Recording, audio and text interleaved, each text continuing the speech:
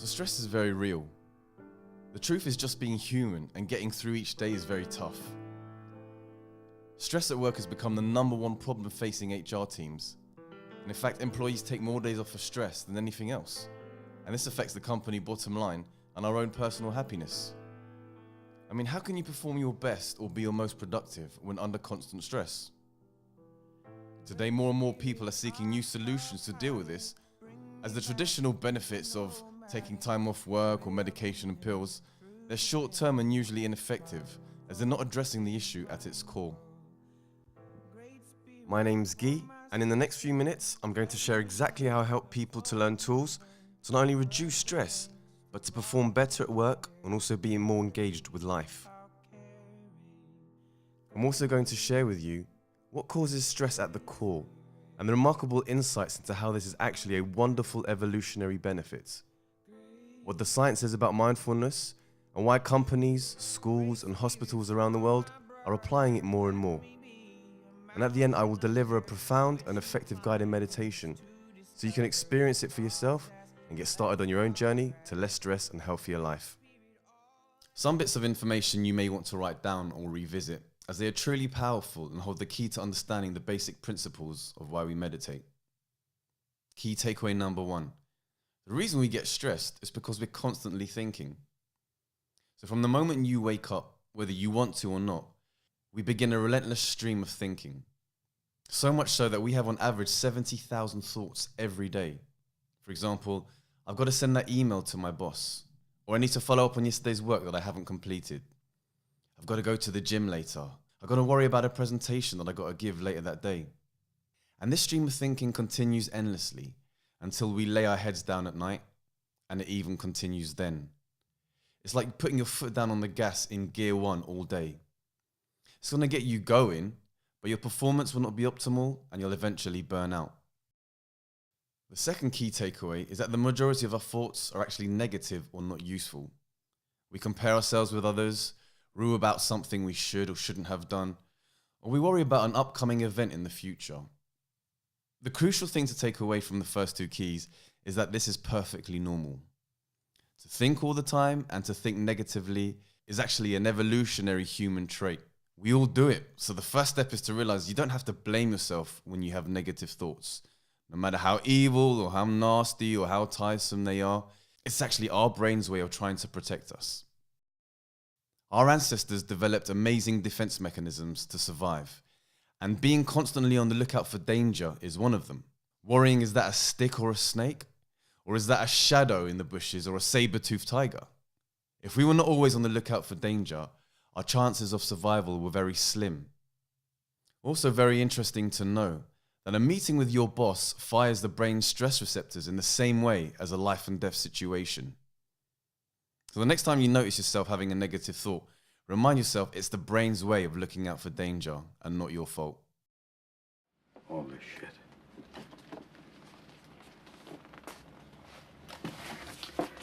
This is not your fault.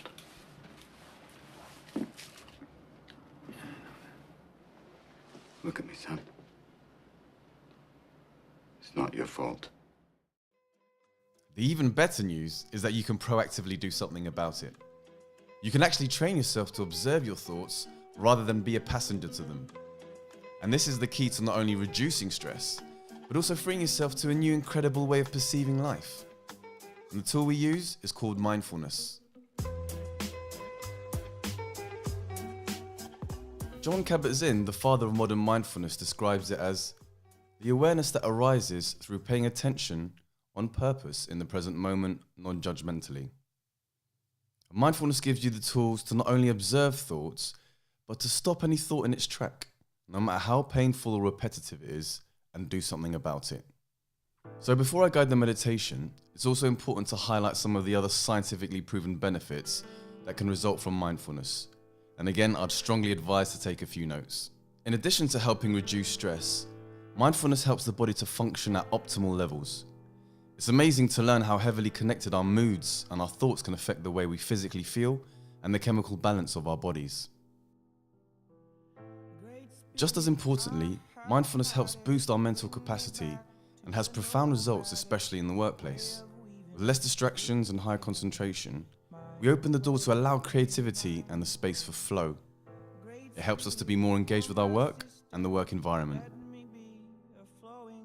Transport for London, who manage all buses and underground tubes in London, carried out a mindfulness program on approximately 600 of its employees and found that it resulted in a 75% reduction in days off for stress and 50% decrease in days off overall. And US multi-billion-dollar managed healthcare company Aetna offered mindfulness classes to thousands of its employees, and they reported on average a 20% reduction in their stress levels. What also came out of this study was that Aetna calculated individual productivity gains of 1 extra hour per week, which they valued to be approximately $2,000 in productivity gains per year. So you can start to see that the benefits of mindfulness go beyond just helping with physical pain, stress and anxiety. Mindfulness helps to see life through a new and positive lens that helps us to be happier and more compassionate to ourselves and to others. It's the common skill we hear top CEOs and high performers talk about as their key to success. It's what top athletes and celebrities talk about as part of their daily routine, especially in our society where depression and mental health is globally a 1 billion person problem. Right, so get comfortable, back straight, and let's begin the meditation. I want you to imagine that you're sat alone in a dark cinema.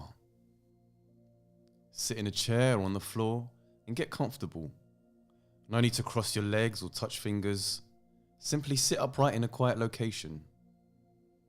My recommendation is to close your eyes whilst doing this, but it's not necessary. It's also important to mention that if you suffer from any mental issues, it's highly recommended to talk to your doctor before carrying out any meditation or introspective exercises. Let's begin by taking in 5 deep breaths.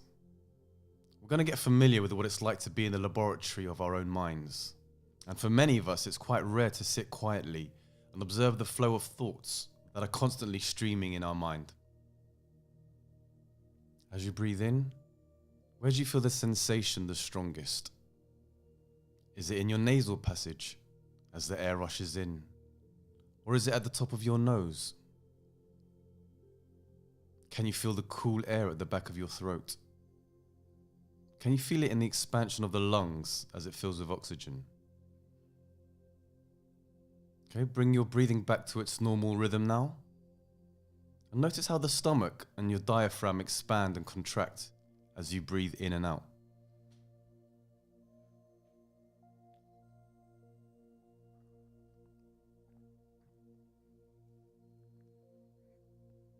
Throughout this meditation, your first task remains the same: to focus on your breath.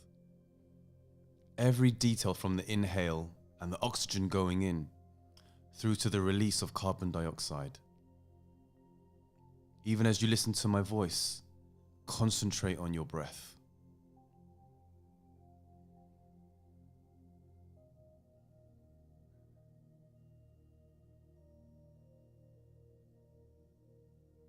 Feel the body relax as you breathe in and as you breathe out.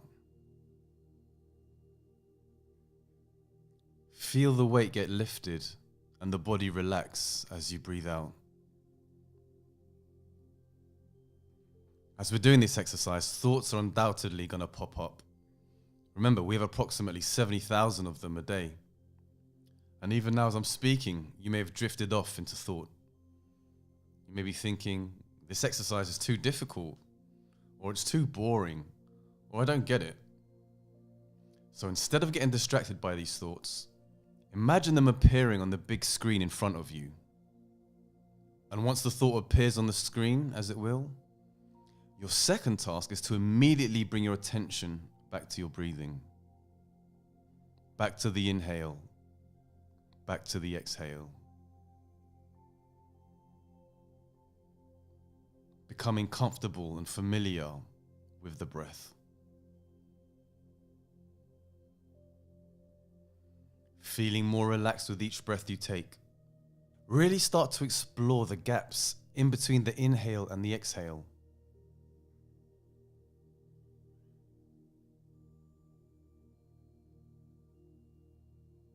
It is the nature of the mind to wander, And as thoughts pop up, such as that important email you need to send later, observe it in the screen in front of you. Then bring your attention back to your breath. You feel hungry now. What shall you have for dinner tonight? You need to go to the shops? These thoughts are not necessary now. So as they appear, you bring your attention back to your breath. You want to quit this exercise? You want to stop? Again, that is a thought you can imagine on the screen. With kindness, bring your attention back to your breathing. Now follow me. Okay, breathe in. And out. And in. And out. Breathe in. And out.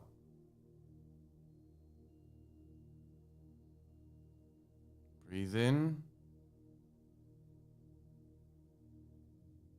And out.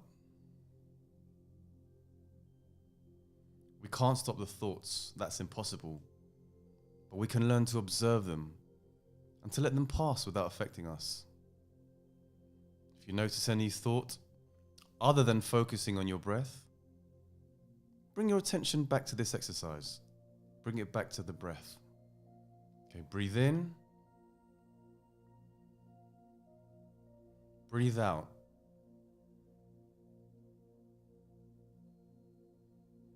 Breathe in and out. Breathe in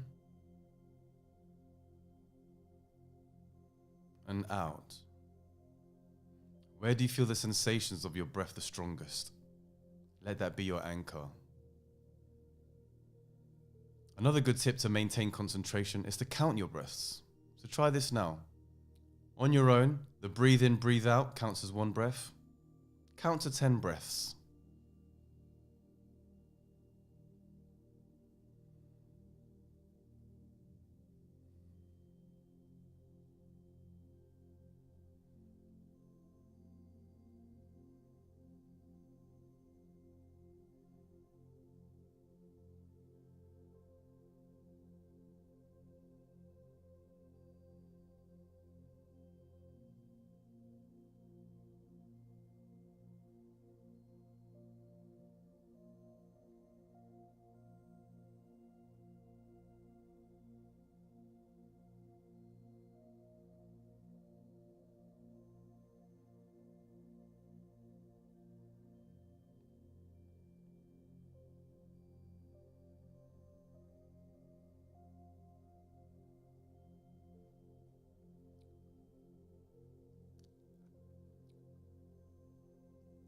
As the meditation comes to an end, remember that this exercise holds the key to the smallest breakthroughs and to the most profound spiritual awakenings.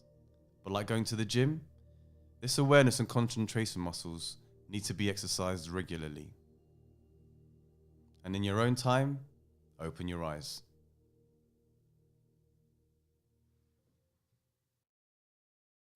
This basic introduction, although brief, holds the key to a lifetime of practice. But just like going to the gym, it does take regular practice, and the more you do, the more benefits you'll get to experience. And stress reduction will just become a side effect of what the true benefits can be achieved.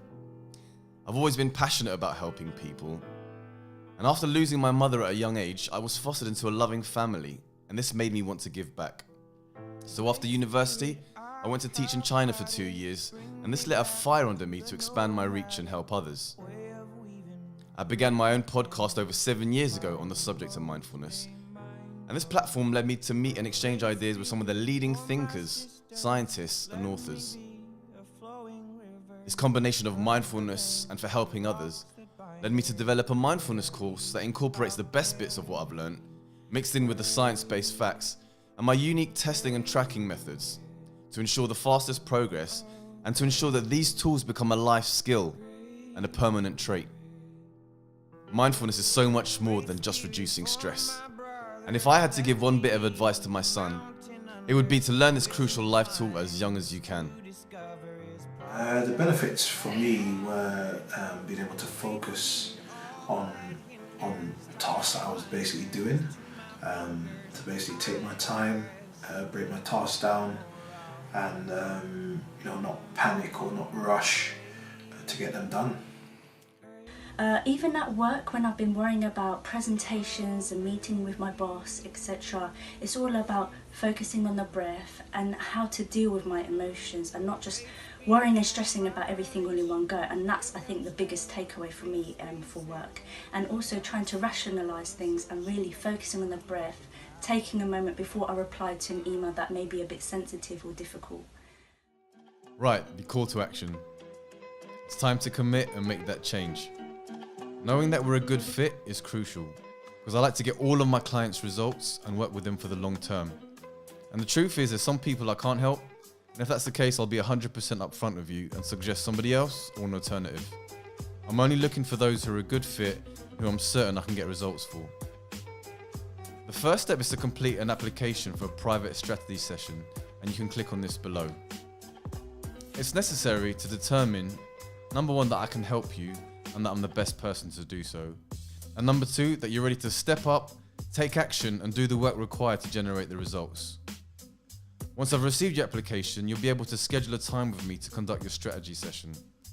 And this is where we really start to work together and figure out what you want and how to make it happen in the fastest time possible and with predictability. And then at the end of the call, one or two things will happen. You'll either be a fit, and I'll extend an invitation to work with me as one of my clients, or if it's not a good fit, that's totally okay, and there's no hard feelings or obligations or anything. Either way, you'll receive an insanely valuable strategy session, and you'll walk away with newfound clarity as to where you are right now and what's holding you back from achieving the results you want. It will likely be the most valuable 30 minutes you invest in yourself this year. So go ahead and complete your application now, and we'll see if we're a good fit for collaborating together. This opportunity is extremely limited because of the intense one-on-one time needed in order to provide you with the results. And as I said before, I only work with clients who I know with certainty and conviction that I can generate them results. So with that being said, please understand that this window of opportunity won't be available for long. And what I found is those that have the ability to make decisions and act quickly are the most likely to get results and most likely to become our best clients and crush it together for years to come. Mindfulness isn't a fad or a cool sport that you pick up. This is a life skill that, if applied correctly, can positively impact all areas of your life, not just in the workplace, but in everything that you do. So if you feel like this is right for you, go ahead and apply right now and see if you qualify, and then go ahead and follow the instructions on the next page.